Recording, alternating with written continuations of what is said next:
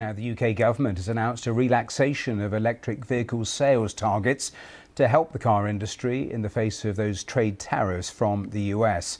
Currently, at least 28% of cars sold by manufacturers in the UK must be electric vehicles. That will rise every year till 2030, when every petrol and diesel car sold will incur a fine. Well, amid mounting pressure from car makers, the government announced today fines would be reduced from £15,000 per car sold to £12,000. They've also created a carve-out for smallest car firms, with a number of luxury brands such as Aston Martin and Bentley being granted exemptions. Well, the Prime Minister, Sir Keir Starmer, has been speaking on a visit to Jaguar Land Rover, the plant there, after the firm announced last week they'd pause their imports into the US due to those new tariffs announced by the US President. There's no doubt the challenge, but this is a moment for cool heads. Nobody wins from a trade war. You know that. But it's also a moment for urgency, because we've got to rise together as a nation to the great challenge of our age, and it is the great challenge, which is to renew Britain so that we're secure in this era of global instability. And nobody is pretending that tariffs are good news. You know that better than anyone. 25% tariffs on automotive exports and 10% on other goods. That is a huge challenge for our future, and the global economic consequences could be profound. Well, let's speak live to Andy Palmer. He's the former CEO of Aston Martin and COO of Nissan. He oversaw the launch of the Nissan Leaf, the first mass-market zero-emission vehicle, and he is now the chief executive of Palmer Energy Technology, a battery and energy storage company. Thank you so much for being here on the programme. What do you make of the UK government's move here today on this?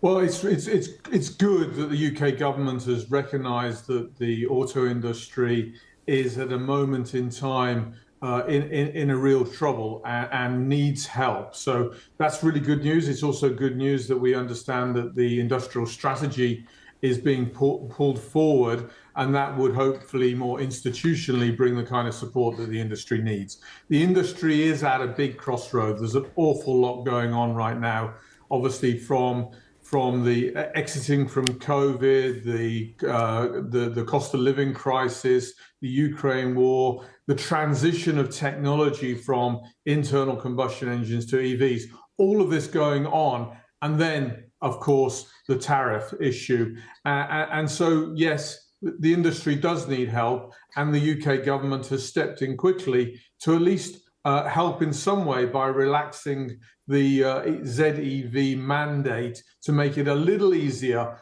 to manage the transition. Yeah, so I think you say a little easier because critics have already made the point that they don't think it goes far enough. Even when it comes to those fines, it's a small drop, and that potentially is the backdrop for all of those manufacturers. Could they have gone further? Are there enough incentives to make people want to switch in greater numbers?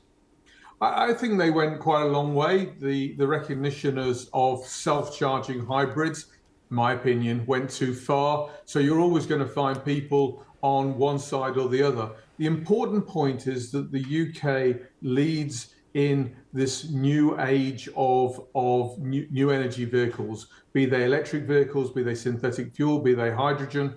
It's really important that we step forward so that our industry can benefit from manufacturing in a market that is friendly to the technology.